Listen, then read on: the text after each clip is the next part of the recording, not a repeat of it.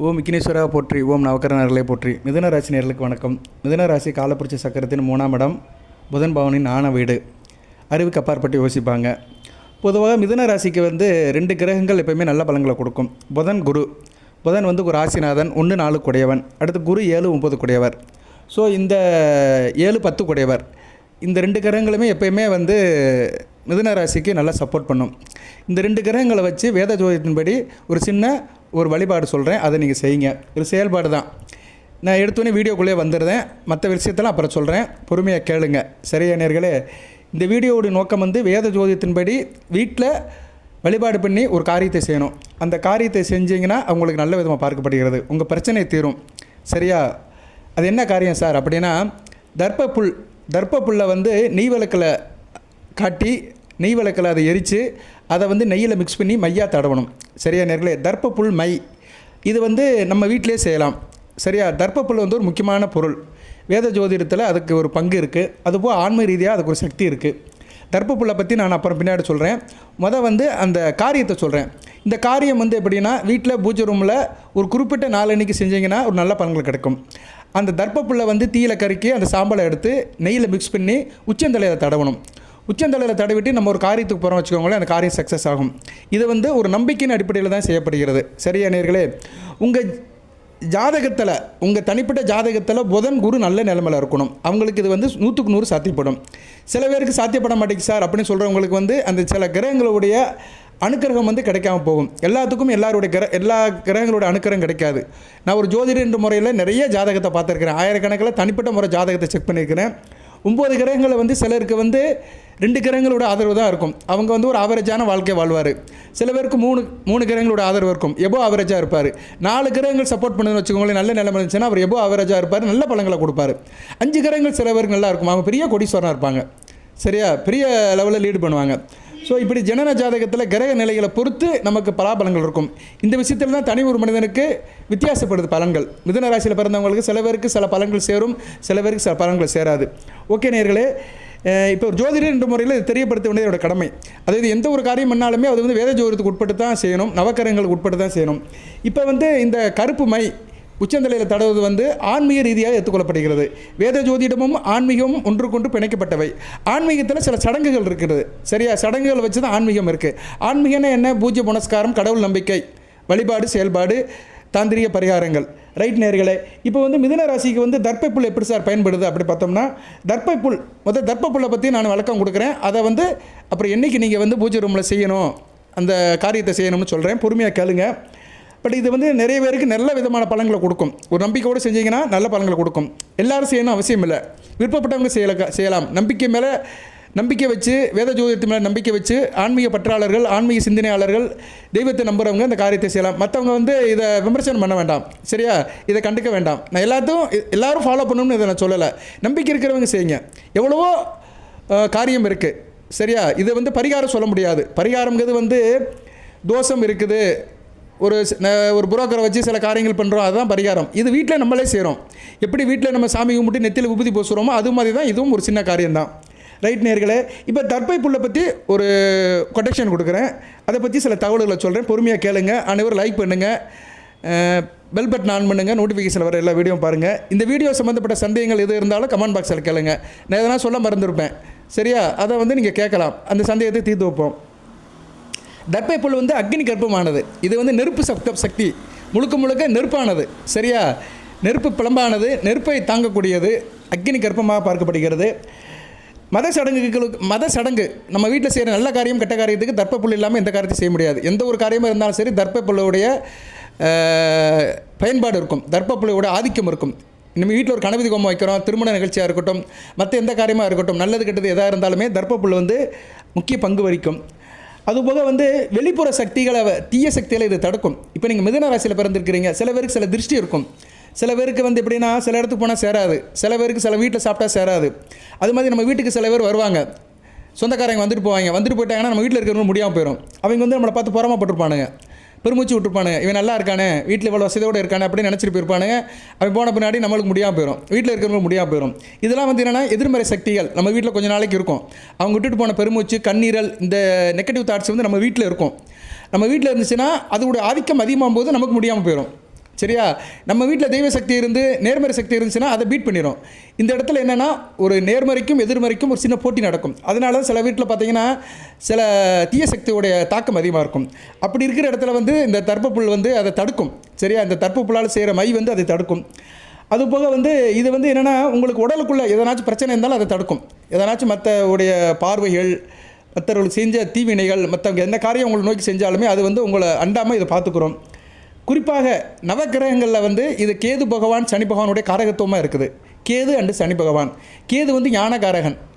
ஞானம்னா என்ன? அறிவுக்கு அப்பாற்பட்ட நிலை, பக்திக்கு அப்பாற்பட்ட நிலை, ஞானகாரகன். சனி பகவான் வந்து ஒரு ஆன்மீக கிரகம், ஒரு தொழில் கிரகம், கர்மகாரகன், ஆயுட்காரகன். ஸோ இந்த தர்ப்பப்புல்லால் செய்யப்பட்ட இந்த மை வந்து ஆயிலை வளர்க்கும், தேக ஆரோக்கியத்தை கூட்டும், கர்மத்தை கரெக்டாக செய்கிற மாதிரி இருக்கும். எப்பாடுபட்டாலும் ஒரு காரியத்தை நல்லபடியாக செய்யணும், அந்த காரியத்தை வந்து எதையோ சுற்றியாக செய்யணும், கடவுளுக்கு பயந்து செய்யணும் அப்படின்னு ஞானமும் ஒரு டெடிகேஷனும் கொடுக்கறது வந்து இந்த தர்ப்பப்புல். அதுக்கு வந்து அந்த சனி பகவானும் கேது பகவானும் துணை இருப்பாங்க. அதுபோல் சில சித்துக்கள், அமானுஷ சக்திகளுக்கு வந்து இது பயன்படும். சரியா? நமக்கு தெரியாத சில விஷயங்கள்லாம் நாட்டில் நிறையா இருக்குது. எல்லாத்துக்கும் தெரியாது. நமக்கு தெரியாதெல்லாம், நமக்கு தெரிஞ்சதெல்லாம் கொஞ்சம். சரியா? நமக்கு தெரிஞ்சதெல்லாம் கொஞ்சம் கூட சொல்ல முடியாது. நம்ம ஏதோ தெரிஞ்ச வச்சு பொழப்பு நடத்திட்டு இருக்கோம், அவ்வளோதான். தெரியாத விஷயங்கள் நிறையா இருக்குது. என்னென்னமோ நாட்டில் நடக்குது. நம்மளை மீறிய சக்தியெல்லாம் நடக்குது. நம்ம ஒன்று நினச்சா அது ஒன்று நடக்குது. சரியா? ஸோ இப்படி நிறைய விஷயங்கள் நடக்குது. யாராலும் கணிக்க முடியாத விஷயங்கள்லாம் நடக்குது. அதெல்லாம் ஒரு பக்கம் இருக்கட்டும். ஆனால் அதெல்லாம் என்ன சொல்கிறோம்? அமானுஷ சக்திகள்ங்கிறோம். அந்த நடக்க முடியாத விஷயங்களுக்கெல்லாம் சில நேரம் திடீர்னு சில தீர்வுகள் வருது பார்த்தீங்களா? அதான் அமானுஷ சக்திகள் அப்படி சொல்கிறோம். அப்படி அமானுஷ சக்திகளுக்கு சொந்தக்கார கிரகங்கள் கேதுவும் சனி பகவானும். ஸோ அந்த 2 கிரகங்களுடைய காரகத்துவமானது தான் தர்ப்பப்புல். இப்படி நிறைய சொல்லிட்டு போகலாம். அதுபோக தர்ப்பப்புல்லில் வந்து மும்மூர்த்திகளுடைய அங்கமும் இருக்குது. மும்மூர்த்திகளும் அதை சம்மந்தப்பட்டிருக்கிறாங்க. மும்மூர்த்திகளோட அம்சமாக பார்க்கப்படுகிறது. தர்ப்பப்புல்லின் நுனியில் வந்து சிவன் இருக்கிறாரு, மத்திய பகுதியில் பிரம்மா இருக்கிறாரு, அடிப்பகுதியில் பெருமாள் இருக்கிறாரு. சரியா நேயர்களே? நான் எதுக்கு தர்ப்பப்புல்லை வந்து இவ்வளோ தூரம் நான் மெனக்கிட்டு சொல்கிறேன் அப்படின்னா, அதுதான் நம்ம செய்கிற காரியத்தில் மூலப்பொருள். ஒரு மூலப்பொருளை பற்றி முழுசாக தெரிஞ்சுக்கணும். சில பேர் நான் இதெல்லாம் சொல்கிறத வந்து என்ன சொல்கிறாங்கன்னா, விஷயத்தை சீக்கிரமாக சொல்லுங்கள் சார், டக்குன்னு சொல்லுங்கள் அப்படிங்கிறாங்க. கமெண்ட் பாக்ஸில் போடுறாங்க. என்னால் அப்படி சொல்ல முடியாது. அதுக்கெல்லாம் ஷார்ட் வீடியோ தான் போடணும். இந்த ஒரு நிமிஷத்தில் பேசிட்டு போகிறாங்கல்ல, அதில் என்னன்னே தெரியாது, தலையும் தெரியாது, வாழும் தெரியாது. சரியா? ஏதோ ஒரு விஷயம் சொன்னோம்னா கொஞ்ச நாச்சு சொன்னால் தான் கேட்குறவங்களுக்கு வந்து புரியும். இந்த வீடியோ எதற்காக போடப்படுகிறது, அதோட அர்த்தம் என்ன, அடிநாதம் என்னன்னு தெரியும். அதனால தான் கொஞ்சம் கூடுதல் தகவலை சொல்கிறேன். இதை வந்து நீங்கள் தவறாக எடுத்துக்காதீங்க. சில பேர் போடுறாங்க, அதை நான் கன்சிடர் பண்ண மாட்டேன். நான் எப்படி இருந்தாலும் என்னுடைய இதில் தான் இருப்பேன். அதை விட்டு வெளியே வர மாட்டேன். ஒரிஜினாலிட்டிஸ் நெவர் ஃபெயில்டு. தனித்தன்மை தோற்று போகாது.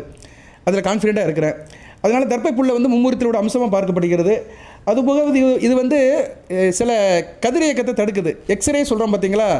அது வந்து எப்படின்னா, இந்த கிரகண காலத்தில் வருகிற அந்த கதிர்வீச்சுகள், சூரிய கிரகணம், சந்திர கிரகணம் நடக்கும்போது அந்த கிரகணம் தெரியும் போது அதிலிருந்து வருகின்ற கதிர்வீச்சுகளை தடுக்கும். அதனால தான் கிரகண காலகட்டத்தில் உணவுப் பொருட்கள் மேலே தர்ப்பப்புல் போடுறோம். ஸோ இது வந்து பொதுவாகவே வந்து மனிதனுக்கு தேவையில்லாத கதிர்வீச்சுகள், சில கதிர்வீச்சுகள் வரும். அது எந்த கிரகத்திலேருந்து வருதுன்னு சொல்ல முடியாது. ஏன்னா இந்த பிரபஞ்சம் வந்து 9 கிரகத்தினுடைய தாக்கத்தில் இருக்குது. எப்போனா சில நேரம் சில கதிர்வீச்சுகள் வரும்போது இந்த தர்ப்பப்புல் அதிலேருந்து மனிதனை காப்பாற்றும். இப்படி நிறைய சொல்லிட்டு போகலாம் நேயர்களே. இது காஞ்சி போனாலும் இதோட வெப்பத்தன்மை வந்து ஆறாது. அதுபோக இது வந்து விஷ முறிவு உள்ளது. தர்ப்பப்புல் இருக்கிற இடத்துக்கு பாம்பு வராது. தர்ப்பப்புல் காட்டில் வந்து பாம்புடைய நடமாட்டம் இருக்காது.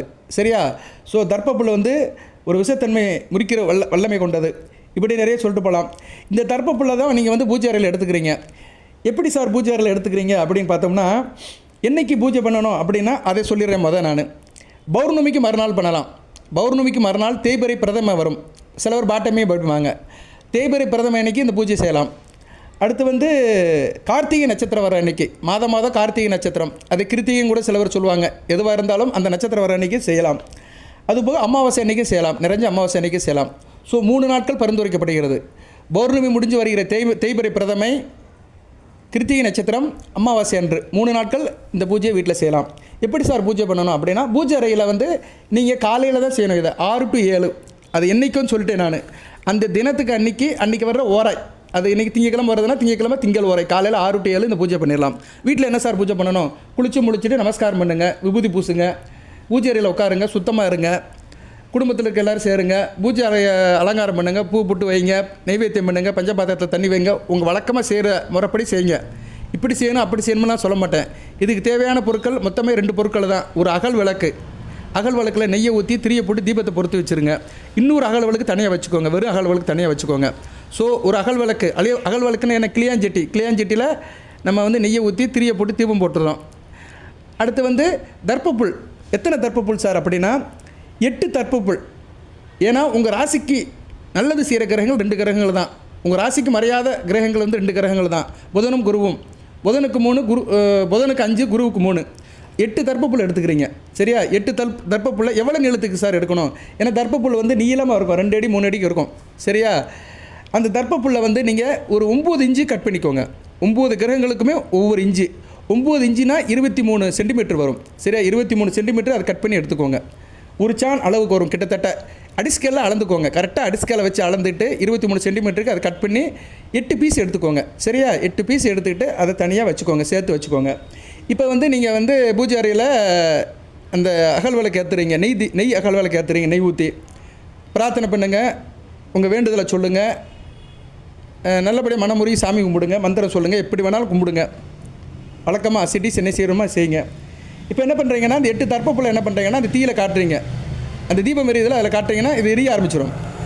எரிஞ்சிட்டு வரும்போது உங்கள் கை கிட்ட வரும்போது என்ன பண்ணுறீங்கன்னா அதை ஒரு தாம்பளத்தில் வச்சுருங்க. ஏன்னா ஃபுல்லாக வந்து அது எரியது வரைக்கும் நம்ம பிடிச்சிட்டு இருக்க முடியாது. அது ஒரு பித்தளை தாம்பளத்தில் வச்சுட்டிங்கன்னா பரிபூர்ணமாக எரிஞ்சிடும். சரியா? நீங்கள் அதை தீயில் கட்டிட்டாலே தீ பிடிச்சிரும். அதை வந்து பித்தளை தாம்பளத்தில் வச்சுட்டிங்கன்னா பரிபூர்ணமாக எரிஞ்சிடும். அது எரியதில் கொஞ்சம் ஸ்டெப் பண்ணிச்சிருச்சுன்னா நீங்கள் கொஞ்சம் அப்படி அதை தீ பூட்டிக்கலாம். சரியா? வாட்டவர் மேபி அது ஃபுல்லாக எரிச்சிருங்க. எரிச்சிட்டிங்கன்னா சாம்பல் ஆயிரும். சரியா? நேரில் சாம்பல் ஆயிடுச்சுன்னா கொஞ்சம் நேரம் அப்படியே விட்டுருங்க. அந்த சாம்பலை கலெக்ட் பண்ணுங்கள். கலெக்ட் பண்ணிங்கன்னா கொஞ்சம் போல தான் வரும். அந்த 8 குச்சிக்குமே வந்து அது எரிஞ்சு முடிஞ்சிச்சுன்னா அதோடைய கருக்கள் அந்த சாம்பல் வந்து கொஞ்சம் போல் இருக்கும். அந்த சாம்பலை எடுத்து இன்னொரு கிளியாஞ்செட்டில் வைங்க, கலெக்ட் பண்ணி வச்சுருங்க. எதால் கலெக்ட் பண்ணோம் அப்படின்னா வலது பெருவிரல், வலது ஆட்காட்டு விரல் இருக்குல்ல, அது மூலிமா அந்த சாம்பலை எடுத்து கிளியாஞ்செட்டில் போட்டுருங்க. கொஞ்சம் போல் தான் வரும் நேர்களே, பெருசாக மாசு லெவலெல்லாம் கிடைக்காது. இதை பெருசாக செய்யணும் அப்படிலாம் செய்யக்கூடாது. நான் சொல்கிற எண்ணிக்கையில் அந்த அளவில் செஞ்சால் தான் அந்த பவர் இருக்கும். ஏன்னா சில கணக்குகள் நியதிகளுக்கு உட்பட்டு தான் செய்யணும்.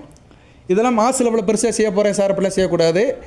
அப்பப்போ செஞ்சு நம்ம இதை வச்சுக்கலாம். அது குறிப்பிட்ட நாள் அன்றைக்கி தான் செய்யணும். அதெல்லாம் வருஷப்படுத்தி சொல்கிறேன், பொறுமையாக கேளுங்க. அது என்ன பண்ணுறீங்கன்னா இன்னொரு கிளியாஞ்சட்டியில் போட்டுட்டு கொஞ்சம் நெய் ஊற்றுங்க. அதில் அந்த நெய் எதுலேருந்து எடுக்கணும்னா ஏற்கனவே ஒரு தீபம் எரியுது பார்த்தீங்களா, அதுலேருந்து எடுக்கணும்.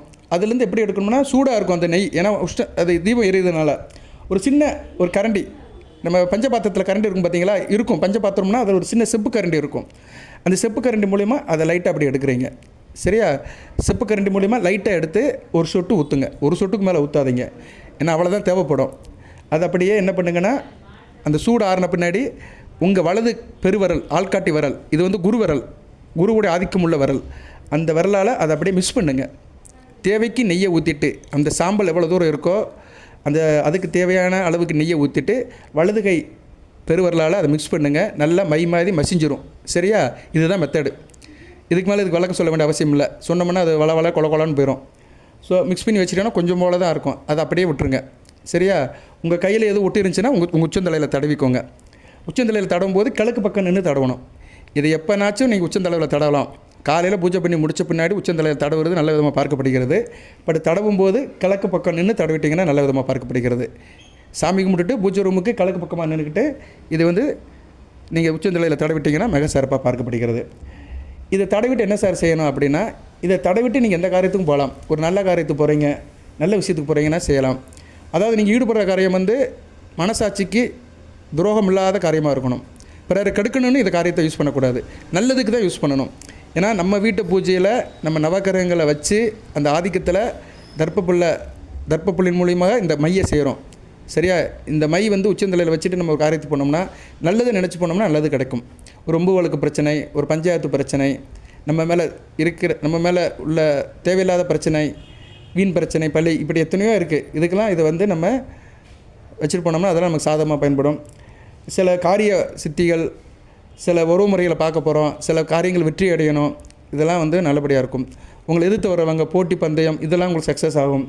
யாராக இருந்தாலும் உங்களை அடிபணிஞ்சு போவாங்க. சரியா? யாராக இருந்தாலும் நியாயமான முறையில், நியாயம் உங்கள்கிட்ட இருந்துச்சுன்னா, தர்மம் உங்கள்கிட்ட இருந்துச்சுன்னா அது வந்து கண்டிப்பாக நடக்கும். அதாவது இது என்றைக்குமே பாசிட்டிவ் அப்ரோச்சுக்கு தான் வச்சுக்கணும். நெகட்டிவாக பிறர் கெடுக்கணும்னு நினைக்கக்கூடாது. ஏன்னா இது நம்ம வீட்டிலிருந்து செய்கிறோம். தவறாக நம்ம சித்தரித்து இதை வேண்டுதல் வச்சோம்னா அது நம்மளை தாக்கிரும். வினை விதைத்தவன் வினையை இருப்பான், திணை விதைத்தவன் திரையை இருப்பான். அதனால் இதை வந்து நீங்கள் வந்து உச்சந்தலையில் வைக்கும்போது நல்ல காரியத்தை பயன்படுத்திக்கோங்க. உச்சந்தலையில் தம்மையில் அப்படி தான் போடுவேன். உச்சந்தலையில் இதை வச்சிங்கன்னா உலகம் உங்கள் வசப்படும். இப்பேற்பட்ட கும்பனாக இருந்தாலும் உங்கள்கிட்ட வந்து சரணடைவான், காலில் இருப்பான். அதாவது உங்களை எதிர்த்து இருக்கிறவன் நியாயமான முறையில் நீங்கள் இருக்கிறீங்க, ஆனால் அந்த நியாயத்துக்கு எதிர்த்து சில பேர் இருப்பாங்க. அநியாயம் பக்கம் இருக்கிறாங்கல்ல, அவங்கெல்லாம் வீழ்ந்து போயிடுவாங்க. சக்ஸஸ் உங்களுக்கு கிடைக்கும், வெற்றி உங்களுக்கு கிடைக்கும். ஓகே நேயர்களே, இதை வந்து சில பலன்களை சொல்லியிருக்கிறேன். இது மாதிரி இன்னும் நிறைய பலன்கள் இருக்குது. உங்கள் தேவைகள் பூர்த்தியாகும். நம்பிக்கையுடன் செய்யணும், இறைசக்தியோடு செய்யணும். இறைசக்தியோட தெய்வத்தின் மேலே பாரத்தை போட்டு செஞ்சீங்கன்னா மிகச்சிறப்பாக பார்க்கப்படுகிறது. இது எல்லோரும் செய்யணும்னு நான் சொல்லலை, இதை நான் திணிக்கலை. விருப்பம் இருக்கிறவங்க செய்யுங்க, நம்பிக்கை இருக்கிறவங்க செய்யுங்க. நேற்று நான் தனுசு ராசிக்கு இதை பற்றி போட்டிருந்தேன். ஒருத்தர் கேட்டிருந்தார், நீங்கள் செஞ்சீங்களா அப்படின்னு கேட்டிருந்தார். எனக்கு தேவைப்பட்டால் செய்வேன். சரியா, எனக்கு யாருமே தேவைப்பட்டால் தான் செய்ய முடியும். நம்ம கோயிலுக்கு போகிறது என்ன, டெய்லியாக கோயிலுக்கு போகிறோம், தேவைப்படும் போது போகிறோம், திருவிழா அன்றைக்கி போகிறோம், மற்ற நல்ல நாள் அன்றைக்கி போகிறோம். மற்றபடி வீட்டில் டெய்லி கும்பிட்றோம். ஒவ்வொரு மனிதனுக்கும் ஒவ்வொரு தேவைகள் படும். இப்படி உடல்நிலை சரியில்லைன்னா மருத்துவரை பார்க்க போகிறோம். நல்லா இருக்கும்போது யாரும் மருத்துவரை பார்க்க போகிறதில்ல. அது மாதிரி தான் யாருக்கு பிரச்சனையோ அவங்க செய்யுங்க. அதுபோல் இன்னொன்று சொல்கிறேன், மருத்துவம் படிக்கிற டாக்டர் வந்து அவர் என்ன பரிசோதனை பண்ணிகிட்டா இருக்கிறாரு. அறுவை சிகிச்சை பண்ணுற டாக்டர் வந்து யாருக்கு பிரச்சனையோ அவங்களுக்கு தான் சிகிச்சை பண்ணுவாங்க, அறுவை சிகிச்சை பண்ணுவாங்க. அதுக்காக டாக்டர் படிச்சிருக்காருன்னு சொல்லிட்டு அவர் நல்லா இருக்கிற உடம்பை கெடுக்க மாட்டார், சிகிச்சை பண்ண மாட்டார். அது மாதிரி தான் ஜோதிடரும் அப்படித்தான். ஜோதிடர்களை நாங்கள் வந்து சில தகவல்களை சொல்லுவோம். வேத ஜோதிடத்தின்படி சில தாந்திரிய பரிகாரம் வழிபாடு சொல்லுவோம். ஆயிரக்கணக்கில் இருக்குது, நிறைய இருக்குது. இப்படி அதில் ஏதோ ஒன்று சொல்லும்போது நீ அதை செஞ்சிட்டியாலும் கேட்கக்கூடாது. சரியா நேரில் அது எப்படின்னா தெரிந்தவர்களாக தான் செய்யணும்னு கிடையாது. பள்ளிக்கூடத்தில் வாத்தியார் பாடம் எடுக்கிறாரு, அவர் பரிச்சை எழுதணுமா? தேவையில்லை, அவருக்கு அது தேவையில்லை. மாணவன் தான் பரிச்சை எழுதணும். சரியா நேரில் அதனால் தயவு செய்து புரிஞ்சுக்கோங்க. ஆனால் இங்கே நிறைய பேர் குதர்க்கமாக கேள்வியெல்லாம் கேட்குறாங்க. சரி, அதெல்லாம் பிறந்தள்ளிடுவோம், இடது கையால் பிறந்தள்ளிடுவோம். மிதுன ராசிக்கு வந்து இது ஒரு நல்ல ஒரு அருமருந்தாக இருக்கும். பிரச்சனையை தீர்க்கிறதுக்கு இது உங்களுக்கு தேவைப்படும். இதுக்கு முன்னாடி ஒரு வீடியோ போட்டேன் நான். வீட்டில் வந்து ஈசான மூலையில் வந்து கண்ணாடி டம்ளரில் கல் உப்பு, தண்ணீர், மஞ்சள் போடுங்கன்னு. கல் உப்புங்கிறது சுக்கரன், தண்ணி சந்திரன், மஞ்சள் வந்து குரு. அதை வச்சு ஒரு 11 நாள் வைங்கன்னு. அந்த வீடியோ நிறைய பேருக்கு ரீச் ஆகலை. நிறைய பேர் ஈசான மூலை என்னென்னு தெரியாமல் இருக்கிறாங்க. ஒரு வெளிநாட்டிலேருந்து ஒரு 7-8 பேர் என்கிட்ட வாட்ஸ்அப்பில் கேட்டாங்க, ஈசான மூலைன்னா என்ன சாருங்கிறாங்க. ரொம்ப சங்கடமாக இருக்குது மக்களுக்கு. வந்து ஈசான மூலம்னா வடகிழக்குன்னு அந்த வீடியோவில் சொல்லியிருக்கிறேன். மிதுன ராசிக்கும் வீடியோ போட்டிருக்கிறேன். வடகிழக்கு அப்படின்னா என்னென்னா வீட்டில் வந்து எக்ஸ்ட்ரீமான கார்னர். இப்போ ஒரு வீடு இருக்குது, அதில் 4 ரூம் இருந்துச்சுன்னா அதில் கிழக்கு பக்கம் சுவர் ஒன்று கடைசியாக இருக்கும். நம்ம வீட்லேயே கிழக்கு பக்கம் எந்த சுவர் கடைசியாக இருக்கோ அந்த சுவத்தோடைய வடக்கு பக்கம் மூலை தான் ஈசான மூலை. சரியா, இது என்னென்னு சொல்கிறதுனே தெரியல. நம்ம மக்கள் ரொம்ப அறியாமல் இருக்கிறாங்க. கொஞ்சம் விழிப்புணர்வு வரணும். சரியா நேரில் வந்து இயற்கையை தெரிஞ்சுக்கோங்க. கிழக்குனா என்ன, மேற்குனா என்ன, எந்த திசைனா என்ன, அதெல்லாம் தெரிஞ்சுக்கோங்க. சரியா நேரில் பெரியவங்ககிட்ட கேளுங்க, வீட்டில் பெரியவங்ககிட்ட கேளுங்க, அக்கம் பக்கத்தில் வயதானவர்கிட்ட கேளுங்க. நிறைய பேர் என்கிட்ட கேட்குறாங்க, ஈசான மூலைன்னு என்ன சார், எங்கே இருக்குது அப்படிங்கிறாங்க. ஈசான மூலைங்கிறது என்ன, நார்த் ஈஸ்ட் கார்னர் இங்கிலீஷில் சொன்னோம்னா வட கிழக்கு, வடக்கு பக்கமும் கிழக்கு பக்கம் சேர இடம் தான் ஈசான மூலை. எல்லா வீட்லேயும் இருக்கும், எல்லா வீட்லேயும் இருக்கும். ஆனால் அந்த இடத்துல வேறு ரூம் இருக்கலாம், அந்த ரூமோடைய அரேஞ்ச்மெண்ட் வேறு மாதிரி இருக்கலாம். ஆனால் எல்லாரோட வீட்லேயும் இருக்கும். சரியா நேர்களே, அதாவது எப்படின்னா கிழக்கு பக்க சுவரில் கடைசி வடக்கு பக்கம் மூளை, கிழக்கு பக்க சுவரும் வீட்டின் கடைசி கிழக்கு பக்க சுவரும் வீட்டின் கடைசி வடக்கு பக்க சுவரும் எந்த இடத்துல எக்ஸ்ட்ரீமாக சேருதோ அதுதான் மூளை. மூளைனாலே கார்னர்னாலே என்னென்னா எக்ஸ்ட்ரீம் கார்னர் தாங்க மூளை. சரியா, ஒரு வீட்டுக்கு 4 எக்ஸ்ட்ரீம் கார்னர் இருக்கும்.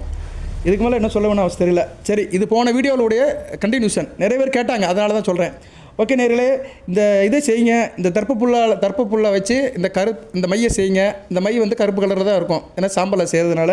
இது உச்சந்தலையில் தொட்டு வச்சு போனீங்கன்னா நல்ல விதையாக இருக்கும். முயற்சி பண்ணி பாருங்கள், தேவைப்படுறவங்க செய்யுங்க. இறைவன் சித்தத்தினால நல்லாயிருக்கும். இந்நேரம் அந்த வீடியோ கேட்குறவங்க சில பேர் நினைக்கலாம், இவர் நல்லா ஜோதிட பலன்கள் சொல்லிட்டு இருந்தார், ஜாதக பலன்கள் சொன்னார், தசாபுத்தி பலன்கள் சொன்னார், எவ்வளோ கிரகங்களை பற்றி பேசினார், இதை சொல்கிறாரு அப்படின்னு நீங்கள் நினைக்கலாம். இதுவும் அதுக்கு உட்பட்டு தான்.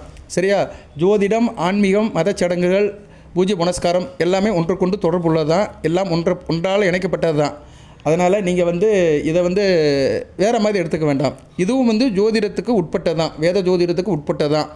சரியா நேர்களே, அதனால் இதை நீங்கள் செய்யுங்க. மிதுன ராசிக்கு வந்து இது செய்கிறதுனால புதனுடைய குருவுடைய அணுக்கணும் பரிபூர்ணமாக கிடைக்கும். நீங்கள் முதல்ல நல்லா இருப்பீங்க, தனிப்பட்ட முறையில் நல்லா இருப்பீங்க. உங்கள் சிந்தனை செயல்பாடு நல்லாயிருக்கும். வெளிவட்டார் பழக்க வழக்கம் நல்லாயிருக்கும். அதுபோல் இணக்கம் இருக்கும், குடும்பத்தில் சந்தோஷம் இருக்கும், மேல் படிப்பு படிக்கிறது நல்லாயிருக்கும், வித்தைகள் நல்லாயிருக்கும், விவசாயம் நல்லபடியாக வரும், வண்டி வாகன யோகம் இருக்கும், சுகப்படுவீர்கள், தேக ஆரோக்கியம் நல்லாயிருக்கும். சரியா, 4 வகை என்ன சொல்லுவாங்க 4 வகை இது சொல்ல 4 வகை விஷயங்கள் நல்லபடியாக நடக்கும். நாளும் நல்லபடியாக நடக்கும். அடுத்து எனக்கு நல்லா இருக்கும். திருமணமாகல் திருமணம் நடக்கும். கணவன் மனைவி உறவு நல்லா இருக்கும். கூட்டுத்தொழில், நண்பர்கள், பங்குச்சந்தை, ஷேர் மார்க்கெட், இன்வெஸ்ட்மெண்ட், அக்கம் பக்கம், சொந்த பந்தம் எல்லாம் நல்லா இருக்கும். தேக ஆரோக்கியம் நல்லா இருக்கும். தொழில் நல்லபடியாக இருக்கும். சரியா? அசோசியேஷன் டீமில் இருக்கிறவங்க இவங்களுக்கெல்லாம் மிகச்சிறப்பாக பார்க்கப்படுகிறது. கர்மாவும் நல்லாயிருக்கும். சரியா? செய்கிற காரியம் நல்லாயிருக்கும். பூஜை புனஸ்காரம் ஈடுபட விஷயங்கள் எல்லாமே நல்லாயிருக்கும். தனகாரகன் குரு சம்மந்தப்பட்டிருக்கனால பணம் பல வகையில் வரும்.